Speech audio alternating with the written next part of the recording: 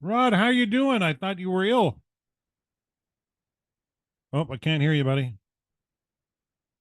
Yeah, Baruch Hashem, I had a 13-hour migraine and I Oh, finally kicked it about well, it was about 1:30. I finally woke up again and was like, oh, thank God.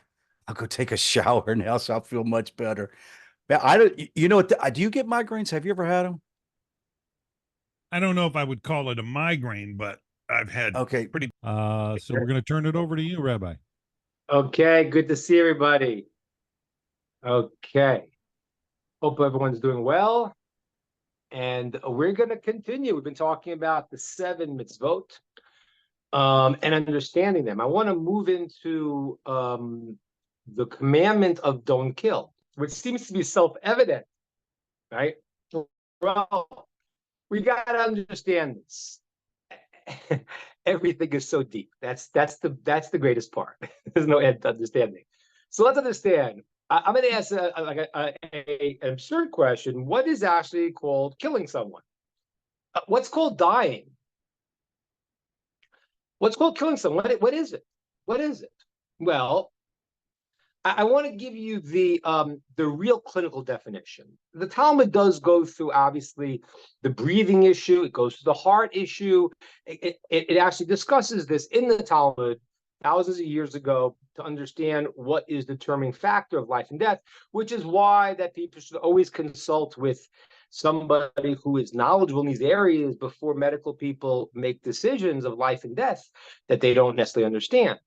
And this is something that is reserved to the Torah greats, and a humble person would understand that. There was a Surgeon General in America at one point named Dr. Koop.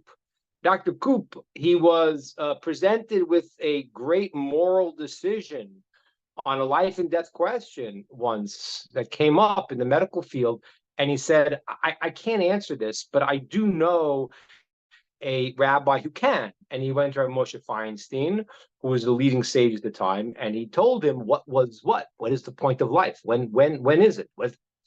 So the Talmud discusses in great detail the breathing air aspect, the heartbeat aspect. But I want to get the deeper lying, not the external definition. What is the internal definition of death, or therefore killing someone? And the answer really is that death is when the soul separates from the body. That's what it is. And it's a very deep issue, how it works and what it means. But the taste of death, and this is why this is the great sages didn't taste death. Their bodies were like a garment they took off and put on. But generally speaking, the body and soul are interconnected in this life. And when there's a separation of body and soul, that is the actual definition of death. Now, therefore, says the Talmud, I'm going to give you an extra. Now, we're talking to great people on this line here. No one's obviously going to commit murder. Well, I want to share with you the roots of what this means, what it means to kill someone. So the Talmud talks about what happens when you embarrass somebody publicly. What happens? So what happens is you see the guy's face gets red, right? Beat. The blood rushes. It leaves him, goes to his capillaries, and he's red. Then the blood recedes and he turns white. And that's a little bit of killing someone. You could see it. Their blood like left. The blood recedes, they turn pale, as if part of the life force left them. That is what is so serious about embarrassing someone publicly. Wow. Now, again, I'm not saying in halacha, I'm not saying in law now that a person embarrass someone publicly, that means it's death in terms of Noahide law, that killed somebody. But I want you to understand the deeper meanings of what is idea of killing someone. You know, there was a famous Jerry Seinfeld line. It was such a deep line. He said, he goes, that the number one fear in the world is public speaking. The number two fear in the world is the fear of death. So Jerry Seinfeld says, means the person would rather be in the coffin than the guy delivering the eulogy. Is that crazy? Why is the public speaking is the number one fear and death is number two? It makes no sense. Well, if you understand what we just said, you understand that now, because the fear of public speaking is the fear of embarrassment. It's the fear of being exposed publicly of some debacle. A guy goes to speak, and I don't know, it's I don't know, he has a wardrobe malfunction, and I don't know what happens, and the whole world's laughing at the guy. The worst feeling, people will kill themselves not to be embarrassed. So that really is understanding. There are many aspects of what is called killing. Okay. I don't, I don't understand. What do they understand? The people who are, let's say, they're so sure they're pro-choice. What I don't understand is how did everyone know what's called life? At what point's called life? I mean, they can go and see there's some living inside. They know that. It's not like it. That's not like a mystery. We're not living in, in some cave where people think, oh, well, we don't know. The baby was just, well, he wasn't there. I ate a lot of donuts, and all of a sudden this baby came out. Nobody thinks that. Everyone knows there's a living entity inside. So yeah, okay, hello, whatever you want to be pro, whatever, you better talk to somebody who knows, because do you know what's the point of life? Are you so sure? So murder, killing someone in our world, unfortunately, is not a very distant reality. It's a real reality. It's become not only accepted in American society, it's actually it's adored in a certain way. It's a statement of my freedom. Your freedom. What about the baby's freedom? I agree, you got a problem. I'm not saying a problem. A problem. Thank God you don't really have these issues in Israel, because if someone gets pregnant, then there are. I mean, again, I can't say you don't have it, because not everyone in Israel is religious, but in terms of the large percentage of religious people, so if someone has a baby and for whatever reason they cannot take care of this baby, there are many people that are looking to adopt. They're not trying to make this thing like, hey, go out, be promiscuous as you want, and it doesn't matter because you're free. You're pro. I'm anti-choice. I don't like people who have choices in life. What does that mean? We all like to have choices. But did you understand the two sides? There's a life here. So the issue of not committing murder as a Noahide law is a very real thing. It's a very real thing in the world. And there's many other factors about killing people that are very relevant. I gave you first the extreme to understand it, to understand the analogy that hurting someone is a branch of murder.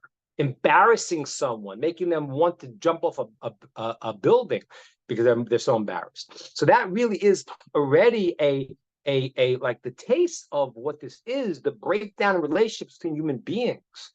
But it has many parallelisms in things that are real questions of where people don't value the sanctity of life. I'll decide. What do you mean you'll decide? How do you decide?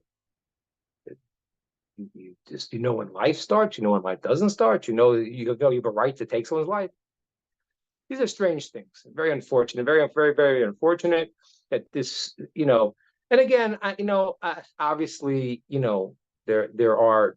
I understand people have hard situations. I'm not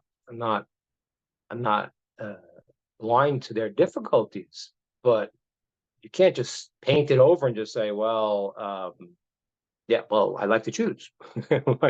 so you like to choose. You know, you can't walk down the street and say, "Oh, I want this person," and shoot them. Obviously, you can't do that. So let's talk more about this idea of murder. And I'm going to bring it for Dan's sake. Dan, this is for you. You want something a little juicy? I'll give you something a little juicy here. I'm going to bring it now into the realm of today's world. Today, the world is a very, very angry place. Everyone's very angry. You know, I was like, I forgot what it was. Oh, I saw it. Someone sent me a short of a Saturday Night Live skit about COVID. Have you ever saw this? This was really funny. It was really funny. It was like they were making fun of the whole thing. It was really funny. And I said, these may sign Mashiach's coming. Saturday Night Live is funny again. You know why? Because at one point they made jokes. Now everyone's angry. Everyone's got this. You know, this the right against the left and everyone's angry. Everyone's angry, and they justify their anger with their belief in righteousness. So I saw, you know, I hear, you know, I hear what's going on in the world. You know, people trying to stop the genocide. Which genocide are we talking? Oh, you don't mean the genocide of them coming to kill us, kill the Jews. You mean the genocide of the Jews pinpointing, going to try to kill this guy, making a thing in Lebanon. They're chasing after, you know, the entire system is voted terrorists into the system. They all want to kill the Jewish people, and the Jews are going around and they're pinpointing and trying to find the one guy and take out the head of the massacres, and that's what the genocide they're referring to.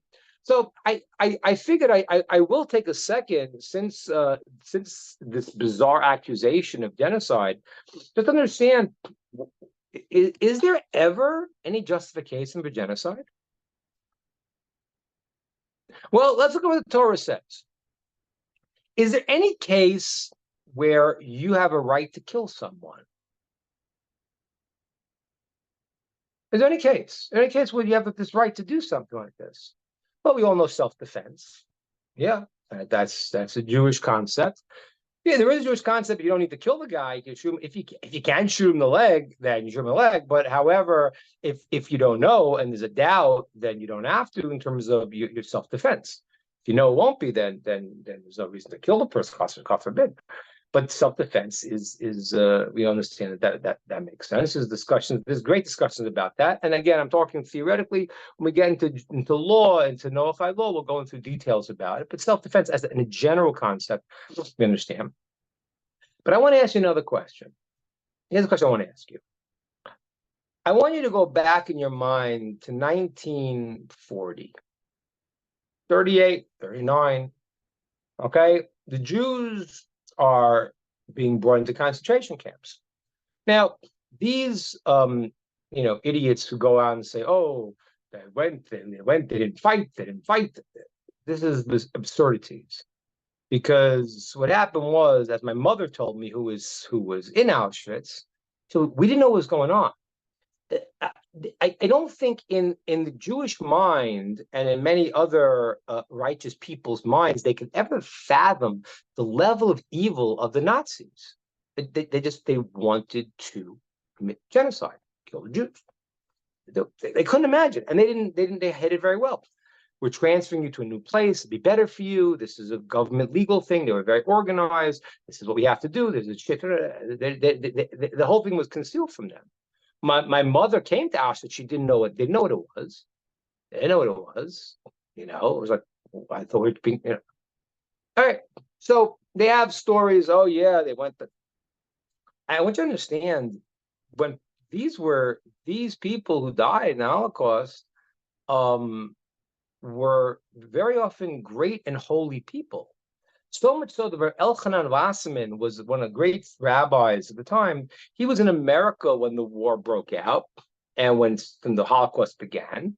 And he didn't go and say, well, I'm in America, I'll just stay put. He had a yeshiva, he had students. He went back. He knew he was walking back into the lion's den. He knew he was going to be finished. And he was with his students when when on Shabbos, when the Nazis had the place surrounded, and he knew the end was near, and he told them, he said to the students, he said, listen, he said, you have to understand, this is going to happen. You go and give your life back to your Creator without any blemish, if you could stop it, you stop it, but you can't stop it. You're going to yell and scream. No, they weren't afraid of death. There were Jews that went into, they were pushed into the crematorium. They were singing to God. So this person had no fear of death. He didn't. When it was over, he understood what it was, and he actually told the students, "If you go with these pure thoughts, you will help the Jews in America, who were the ones who are being saved now, to keep the light, to keep the mission going. You will help their journey too." Of course, we know the mission is guaranteed, but that was what they were doing. So now let's say, I'm going to ask you a question. Let's say in the middle of the Holocaust, something happens and they find out what's going on, and they get a shipment of guns in from their so-called friends who never really were too friendly to them. All joined it. They got a shipment of guns. Would it be okay if they turned around and started shooting and killing the Nazis? I think today, most people, because we already know, no, the Nazis were bad and they lost, and now everyone's on the, well, not everyone was jumping on the bandwagon. And Europe was kind of floating back and forth. But in historically retrospect, even the Germans don't want to associate with the Nazis. Okay, so nobody would have a problem with the Jew turning around and killing the Nazis. Now, I want to ask you a hard question. And I imagine the answer is everyone's going to say yes to that. So what's the difference if the Jew is turning around to kill the Islamo-Nazi, the Hamas people who say, my goal is to kill you? We know who the person is already. You don't understand. The Bible says, the Torah says, there's a nation called Amalek. We don't know who they are. Well, we do know who they are. But there's a nation called Amalek that needs to be eradicated. Now, wait a minute. Is that called for genocide? Well, what's the criterion to be this Amalek? Well, you have to have the telltale signs. The telltale signs is you will kill Jews at your greatest expense. Like, as if somebody would be so crazy to be what's called a suicide bomber. You'll kill yourself just to kill them. That is really called Amalek. This is not a new story. This is an old story. This is an old story. This is a story of Amalek. And therefore, to kill the people who are Nazis, who go to kill the now, wait a minute. But wait a minute. Wait a minute. Why do they want to kill the Jews? Jews must be this, they must be that, they must be capitalists, they must be communists, they must be rich, they must be poor, they must be successful, they must be not successful, they must be religious fanatics, they must be secular. You got a problem because the Jews are a giant spectrum. So there's always one or the other. So why do they want to kill the Jews? I'm going to tell you the reason. This reason is quite unbelievable, and it really happens right now in the Torah portions that we're starting now, the story of Shmos that we're starting, and the Jews coming out of Egypt and crossing the Red Sea. And as soon as they cross the Red Sea, as soon as they come out of Egypt, this nation of the Nazis, the Amalek, they said, we have to kill the Jews. Because the Jews now came with a mission. What was the mission, really? The mission was that the Jewish people had to align everything to show everything is from God. There's no separate power. Everything returns to its source. There's nothing but when a nation's mission in life is to be separate from God, I don't want to go there. I'm against that. They're against the Jew. The Jew represents to the Amaleki, to the Nazi, something that's so heinous. What Hitler says was the conscience. The scar of the moral conscience. right and wrong, and believing that it's this one purpose from one benevolent, omnipotent God, and everything is for person, everything is good, everything returns to its source, and God is the source of all power, and there's nothing separate that can have any other. Wait a minute, we don't want that. And that's why Amalek then jumped in to come and to attack the Jews when they left Egypt. That's exactly why. And so therefore, there's a telltale sign. And the telltale sign is the opposite of what the world says. The telltale sign is when this person comes against the Jewish people, and they've done it for years. We know these guys. There was Haman. It was Haman back in the day. It was Hitler in recent times. And it's people who will kill Jews at any cost, including themselves, which is what this nation is. I don't know exactly what to call the Palestinians, because they're not really Arabs. The Arabs who know they're not really Arabs. What they are is they are a mixture. The land of Israel, which obviously, well, anyone who doesn't deny history knows Jews lived here for over 1,000 years. I mean, more than 1,000 years, quite a bit longer. Everyone knows it. Where the person's Christian, and they know that Jay-Z was born as a Jew in Bethlehem, or whether they're Arab. Everyone knows it. Everyone knows it. The Jews, this is their land. Everyone knows it. It's clear in the Bible. Everyone agrees to this. And for thousands of years, Jews lived here. When Jews were exiled, and a remnant always remains, and a very great remnant. We talk about their learnings, their teachings. We learn their books. I mean, I have the books. So the Jews have been here hundreds of years ago, even when the exile happened. I mean, most of my books here are actually from that period, those periods of time. So the Jews always maintain some control the land. But what happened was there were nomadic people and different people that controlled it. Rome controlled it, the Byzantine Empire controlled it, the Mongols, the Turks, all these different people. And so I don't know what this nation is that is contending against the Jews now. They're not really Arabs on the whole. There's some kind of mixture, but when they adopt a philosophy of Nazism to kill, and their whole life mission is killing, that's a problem. So when people say, who's the Nazi? Well, you go by the telltale sign. The telltale sign is, for always history, those who came to kill the Jewish people for that sake. And that's why the absurdity. I mean, I told you before, I don't think I happen to disagree with the Israeli army. I don't think I'm not sure I don't think they're right what they're doing. But not because of the reason that other people think. They're running around getting our own soldiers killed because they're trying to meet up with some kind of bizarre pseudo expectation of turn the other cheek that no one ever does. No one would ever do. It's insane. So they're doing pinpointing. I don't know. I mean, I'm happy to save life as much as possible in the war. I think that's wonderful. Except when the guy's coming to kill you, they release people in the prisoner exchange. They're talking about in the news the day they released people. The guy they released was the person who shot 4 people in Jerusalem. The same day. The day they released them, he shot 4 people in Jerusalem. So what is it that that we're dealing with? So murder is one of the 7 Noahide laws. Life has to be valued. From it's a baby's life, if it's embarrassing your friend, you have to love and care about all of God's creations. So much so you don't want to embarrass them. You see, it's like a little bit of death.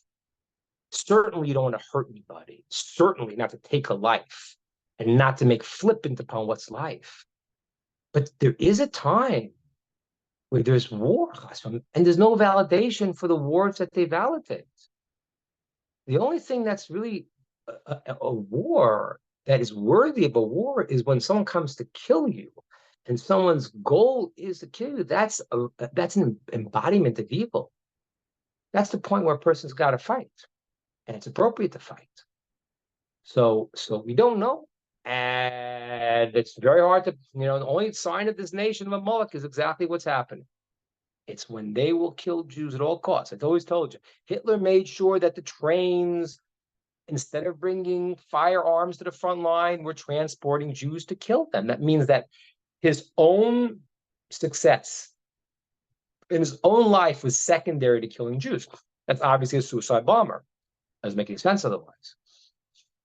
So this is a mentality. This is a very grave problem, and that's why to convince the people who are saying it's genocide, you know why? Because those people are largely the real Nazis. We live in a very funny world where the Nazis are called other people Nazis. It's unbelievable. It's like if it wasn't so sad, it would be funny. It's literally, the people who, we want democracy and therefore we're going to shut down everything you think. It's a principle of the Torah. It's called Kol HaPaisel B'Paisel. Whoever disqualifies someone is usually doing it with their own problem. This guy, they don't like freedom. If you don't like freedom, this guy's a Nazi. Well, maybe you're a Nazi. So the people see the world through their own lens, and you got to pull out. We got to pull out of it to see truth. The commandment of don't kill is the end of the road. That's when your person crossed the line; they're not human. But the root and the thought of it is to value life, value people. It was an amazing thing. It says that when Abraham saw the 3 nomads traveling, and he told them to come in, the story in parts of Vayera brought him in, and it says, and the sages says he was having a prophecy from God at the time. And he said to God, wow, this prophecy is so great, but I have to do the mitzvah, the commandment of bringing in these guests. So everyone says, how could that be?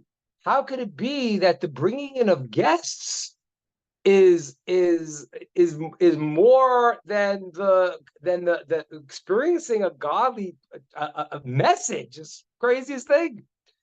So Shlomo Carlebach used to say, because if you love God, then what you want to do is you love what God loves.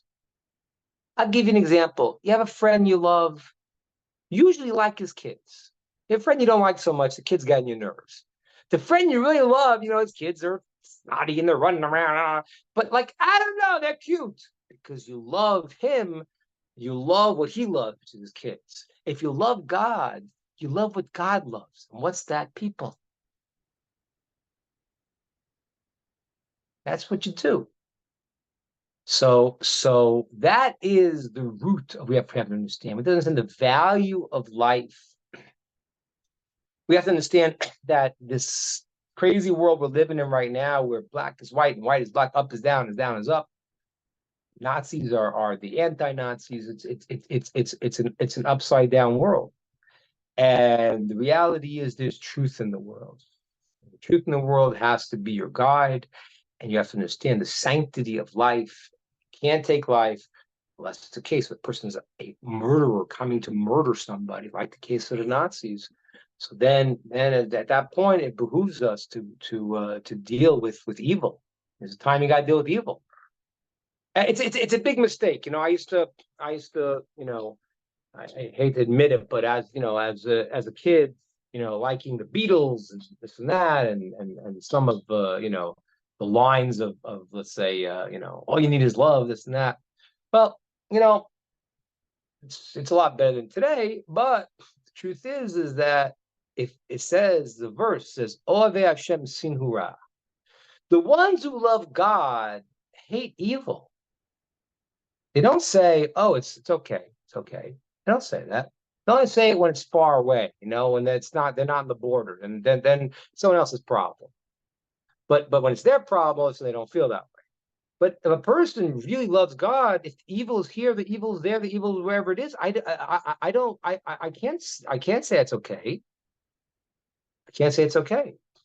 And that is some of the depth of this commandment, of valuing the sanctity of life, never crossing the line in any situation, unless it is that type of war where a person needs to, because the person is coming to murder them, or as a Molech, as in our case, where the person is saying, my goal is to murder and destroy and to wreak havoc upon the world. At that point, then a person who cares has to say, you got to do what you got to do. I wish I didn't have to do it. You know, there's a famous story. We all know it. I mean, the non-Jews, the other religions have taken the story from the verse in the Torah and made it a big principle, but it's a principle from the Torah, as you know, different versions are usually are just changed around. But the famous story where it's a verse, it says in the Torah, it says, Yitamu chatayim min haaretz. It says that sins will be removed from the world, and then there'll be no more evil people. So yeah, of course, we want everyone to pull out that good in them. That's the story of Abraham praying for Sodom. It's the craziest story. Abraham is praying for the worst people. Why is he doing that? I just told you, he should have said, these guys are bad, get rid of them. What was his prayer? If you look in the story in the Torah, it's a very strange story. There's 10, there's 50, there's 5 towns, there's 10 in each town, and then there's 45. What's this thing about the numbers? This many. What he was saying is that if there's a kernel of goodness in a person, you want to bring it out. And unless a person has fallen to the level of becoming a Nazi, to becoming that level of a human being where they're not human anymore, they're just barbarians, they want to kill people. Unless the person's gotten to that level, that's called a Molech, there is that goodness in the person. And that's what we want to bring out. That's what we want to see. We want to see the person say, unless it's these crazy, but there are some people, unfortunately, there are suicide bombers, there are people that support murder and genocide. It's unfortunate. It's terrible. But if it hasn't come to that, the person's got sparks of goodness inside of him. And that's what Abraham was praying for. God, if there's a little bit, there's 10 good people in this city that could turn the whole city around and not remain with the bad, but let the good overcome and transform the person. That's what we want to look for. We want to look for the value of life, because life means a connection to the eternal, and people were created in the image of God. Their lives are so meaningful. I want to hug it. I want to embrace it. I want to help you. I want to let you express godliness in the world. God forbid someone should extinguish that in a human being. In all the forms we've talked about today, that would be a heinous crime. And the opposite will be to bring out their godly spark. That would be the most beautiful thing to do. Okay, that's my thought. Open up for questions, ideas, and comments.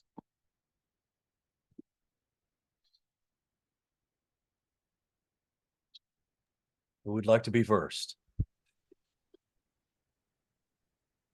Oh, I need to get my charger. So think about that a second. Hold on. My phone's dying. Sorry. Think about the questions. Questions. Very important.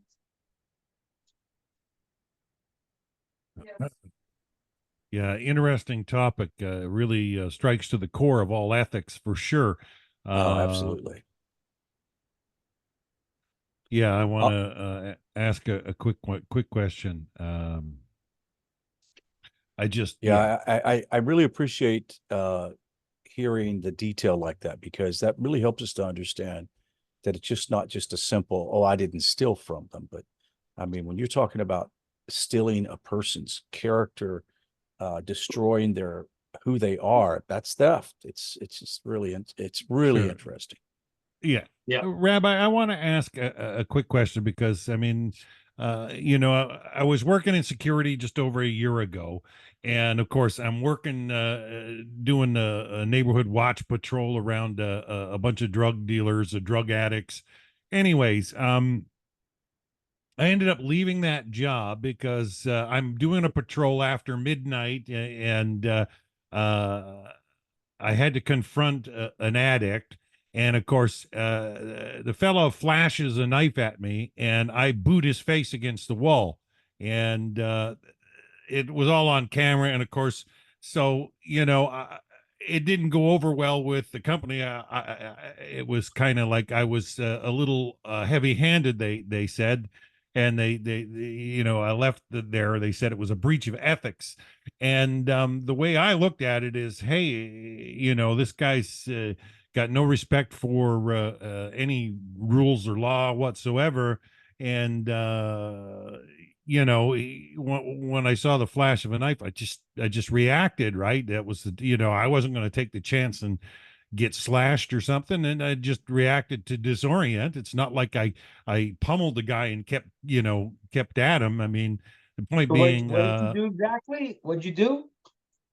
well, it's kind of where he was. I booted him right on the side of the face and pinned his head against the wall, kind of knocked his head off the wall, and it was all caught on camera. And anyways, the point being, They didn't give you a medal? I don't understand. Yeah, that's what I don't understand. I'm more confused. You got you on camera 10 years ago. They would have filmed this thing. This guy would have been a star.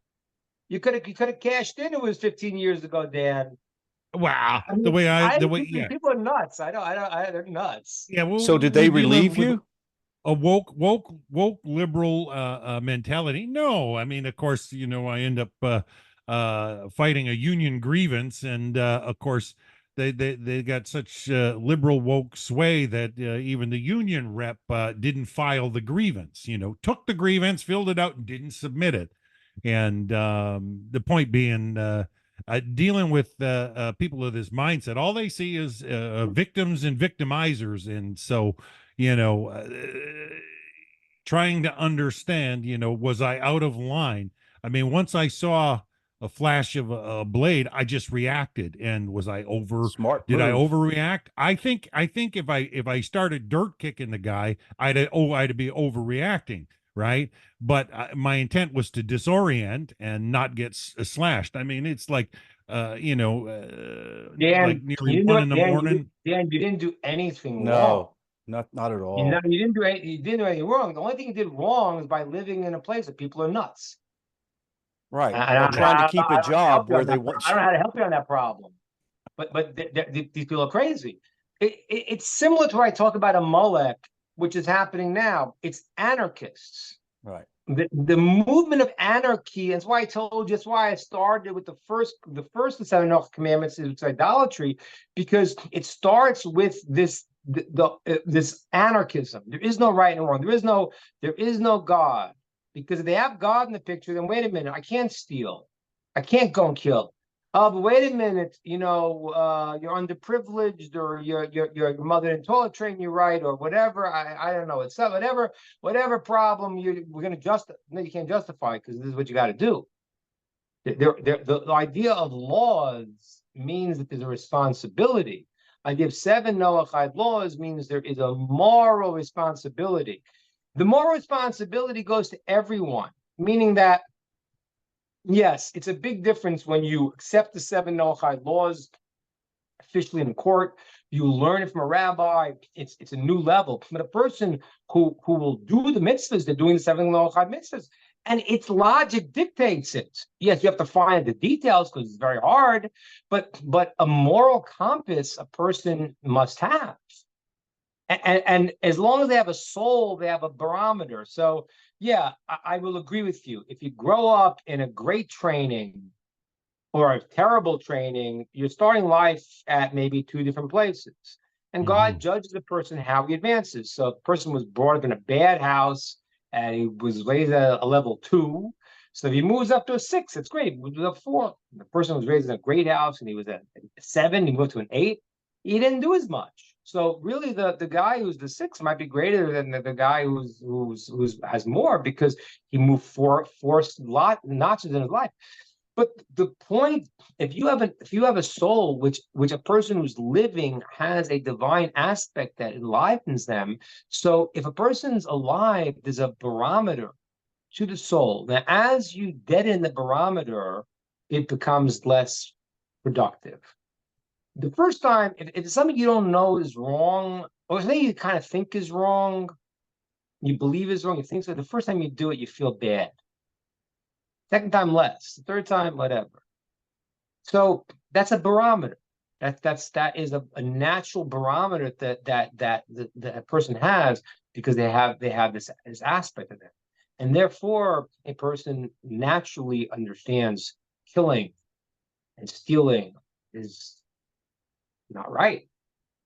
And so what happened is that the seven Noachide laws explain, direct, give the parameters, and with the details of how to make this meaningful, it's a beautiful society. When the society takes God out of the picture and there is Yeah. nothing, it's just And they they make become it up. desensitized. Yeah. So at this point, we don't know what's right or wrong. Maybe if they steal, they can steal because because it's your fault, because whatever. Because there's no right or wrong. Once you say there's no right or wrong, there's no objective definer of reality. So then you live in this mayhem, and it's mayhem. So you didn't do anything wrong at all. Of course not. Rabbi, I got two questions from pulls a YouTube. blade on somebody. Yeah, well, sometimes it's part of the job, but how do you deal with it? I mean, even the police up here said, I should have a taser or at least a baton or something, but whatever. The point being, thank Hashem, it didn't didn't end up ugly, but Yeah. Rabbi, I got a couple of quick questions on YouTube. Guela in Colorado, she's asking, would tattooing be considered inflicting bodily injury? Tattooing, that's a good question. Tattooing for a Jew is forbidden. It's not one of the seven Noachide laws. A person can get a tattoo. I double check this because I have to always get from the Jewish to non-Jews. From a Jewish perspective, it's forbidden. It's actually one of the 13 commandments, but it's not one of the seven Noachide commandments. So if a person wants the tattoo, then the person get a tattoo. I'm not a big fan of it personally, but but I don't think it falls into a Noachide obligation. So that one of the seven Noachide laws, is it a logical law? I gotta look. I wouldn't think it's necessarily called a logical law. I mean, it has maybe a taste of understanding, which is that God created the body, and it has a certain a sanctity. It's the encasing of the soul. It can be used for wonderful things. It's has to be taken care of, and desecrating and harming the body is not a good thing. So that's part of the rationale that is against tattoos, but that's not an obligation for someone who's a Noachide. And so the person thinks it's nice looking. Again, times change. When I was a kid, anything can be called art nowadays. Only the sailors had tattoos. It was not, it was not a common thing. So today it's like, people think it's nice. So I don't think, I would double check if you want, but I don't think there's any problem for Noachide who wants to get it. I'm not saying I would recommend it, but I don't think it's forbidden for Noachide who likes it, thinks it's attractive. It's good. Obviously, if someone doesn't like it, you can't go and force them to get a tattoo. That would be stealing. That would be harming. That'll be hurting. That'll be bloodletting. That'll be all the various corollaries of stealing and harming that it could be. But if they want it, it's a problem. One other comment on there. We kind of got a little thread going. Toshi's asking. He says, "I have a question. Why did God create good and evil?" He says, "Sorry if this question is not appropriate. I answered in the chat. I said the existence of evil is necessary for there to be genuine free will." And Guila said, "Without evil, one could not acknowledge goodness." And I said, "Well, they couldn't choose one way over the other." Can you weigh in on that, Rabbi? Yeah, it's obviously a very, very good question and a very, very deep and long topic. So the short version is similar to what Dan just said. The short version of it is the creation of evil is really, in a certain sense, the point of the world, meaning that, I know it sounds nonsensical, but it is that a human being should be proactive in his development as becoming a spiritual, godly person. That is the idea of the mitzvot. Whether it's the 13 commandments for Jews, the 7 commandments for Noachites, it's that a human being will choose to build themselves. God could have made us robots, but then robots are not building themselves. Even in that sense, it's the idea of the spiritual forces we call malachim. I know I say in English called angels, but the spiritual forces in the world, they don't have this ability to choose between good and evil. Human beings were given that ability so that when we choose, we're building ourselves. We're becoming more godlike, which allows us to experience God more because we did it. If you force someone to do it, then that's not who they are. So to give us the ability to choose and really to thereby build ourselves to be able to experience godliness, to be more like God. God is intrinsically perfect. We can't be intrinsically perfect. The closest we can get is that we made ourselves perfect. We made ourselves good. So what happens is to have that, you have to have an equal and opposite force that seems to draw you towards negative, that you could choose good over evil. But if there was no evil to choose from, then there would be no real mission in the world. There's a mission in the world. The mission in the world is that God created the universe in order the universe can be completed by man in through his actions, and thereby get a greater godly experience because we did it through our actions. We're not just robots. So to have that real free will, we need to have the creation of something, that the illusion of something that's tempting, that is bad, that we can reject. Point of the get bad is to reject it. Right? Yeah, You're right. but Some people go with it. You know, some people believe all the nonsense, and they support evil, and unfortunately they're on the wrong side of reality. Thank you very much, Rabbi. I'll turn it back to the Zoom class. Okay. I think we're going to end a few minutes early today. Unless there's any more questions. Anyone got any last licks here? Anything they want to add? Everything. I'm fine. Anybody else have a question before we go? Rabbi, we really appreciate it. Really do. Anybody else? Don't forget class tomorrow night with Rabbi Zvi Avner at 7 p.m. and then Rabbi David Weissman at 6 on Tuesday, and then Wednesday at 7, Thursday at 10. So if you haven't received the email, let us know. Send us an email at nativcenter@gmail.com. Rabbi?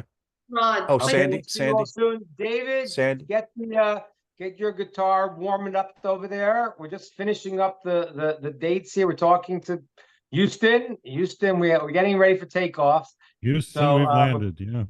We're planning that. We're also going to be in Florida doing some speaking there. If those who want.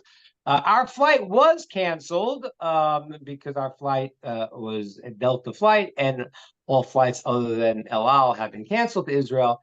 So we're in the process of getting a new flight, working out the final details, but we look forward to seeing you all. And we'll maybe send out some other classes that we're putting online, and maybe Rod and Dan will share them with you all. So great seeing you all. I'll see you next week. Please, Sandy, you have something? Thank you, Rabbi. Thank you very much. Wonderful topic. Sandy, question. So one more second. Sandy, had a question?